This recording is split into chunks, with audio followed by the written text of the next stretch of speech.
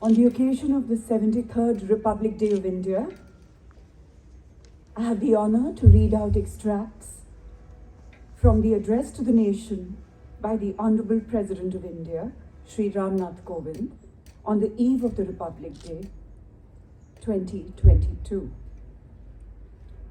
Dear fellow citizens, Namaskar.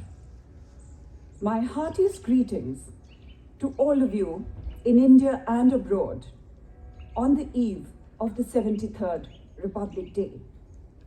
It is an occasion to celebrate what is common to us all, our Indianness.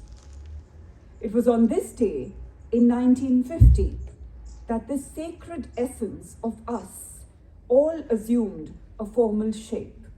That day, India was established as the largest democratic republic, and we, the people, put into effect a constitution that is an inspired document of our collective vision. The diversity and vibrancy of our democracy is appreciated worldwide. It is this spirit of unity and of being one nation which is celebrated every year as Republic Day. This year's celebrations may be muted due to the pandemic, but the spirit is as strong as ever. On this occasion, let us also remember the great freedom fighters who showed incomparable courage in their pursuit of the dream of Swaraj and fired up the people of India to fight for it. 2 days ago, on the 23rd of January, all of us observed the 125th birth anniversary of Netaji Subhash Chandra Bose, who has adopted the energizing salutation of Jai Hind. His quest for independence and his ambition to make India proud inspire all of us. We are immensely fortunate that the Constituent Assembly, which prepared the document, included some of the best minds of their generation. They were the leading lights of our great freedom struggle. After long years, the soul of India was reawakening, and these exceptional men and women were the harbingers of a new dawn. They discussed threadbare every article, every phrase, and every word on behalf of the people. The churning went on for close to 3 years. Eventually, it was Dr. Baba Saheb Ambedkar who, as chairman of the drafting committee, prepared the final version that has become our founding document. While the text of the Constitution, dealing with the details of the workings of the state, is quite long, the preamble sums up its guiding principles of democracy, justice, liberty, equality, and fraternity. They form the bedrock on which our republic stands. These are the values that form our collective inheritance. These values have been accorded primacy in our Constitution in the form of fundamental rights and fundamental duties of the citizens. Rights and duties are two sides of the same coin. The observance of the fundamental duties mentioned in the Constitution by the citizens creates the proper environment for enjoyment of fundamental rights.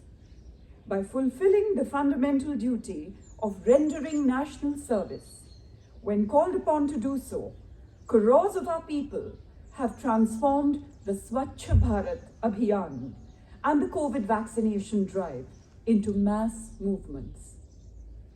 A great deal of credit for the success of these campaigns goes to our dutiful citizens. I'm sure that our people will continue to strengthen the campaigns of national interest with their active participation and will demonstrate the same dedication. The Constitution of India was enacted and adopted by the Constituent Assembly on 26th November 1945. which we now celebrate as Constitution Day. But it was made effective 2 months later. This was done to mark that day in 1930, when India resolved to win complete freedom. From 1930 to 1947, every year, 26 January was celebrated as Purna Swaraj Day. And that was the day chosen to put the Constitution into force.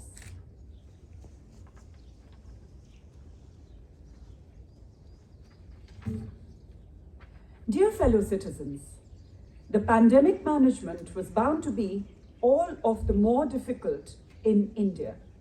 We have high population density, and as a developing economy, we did not have the level of resources and infrastructure needed to battle this invisible enemy.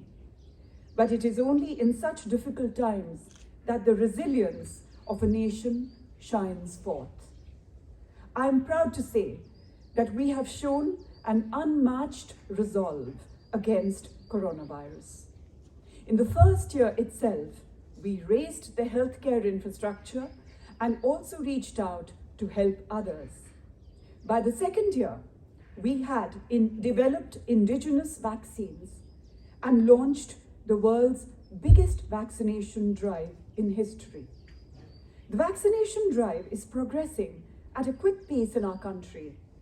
During the pandemic, we have reached out to several other countries with vaccines and other medical help. This contribution by India has been appreciated by international organizations.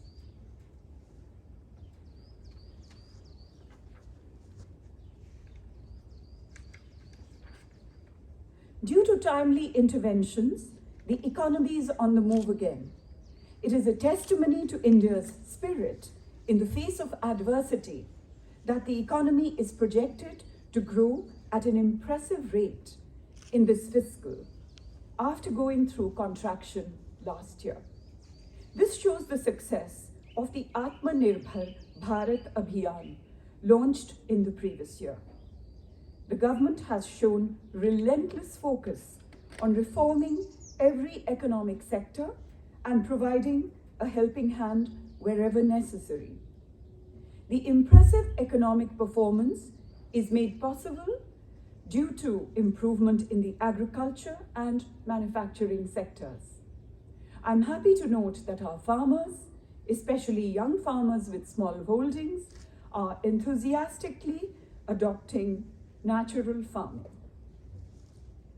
प्यारे देशवासियों, इस वर्ष जब हमारे देश की आज़ादी के 75 साल पूरे होंगे, तब हम अपने राष्ट्रीय इतिहास का एक महत्वपूर्ण पड़ाव पार करेंगे।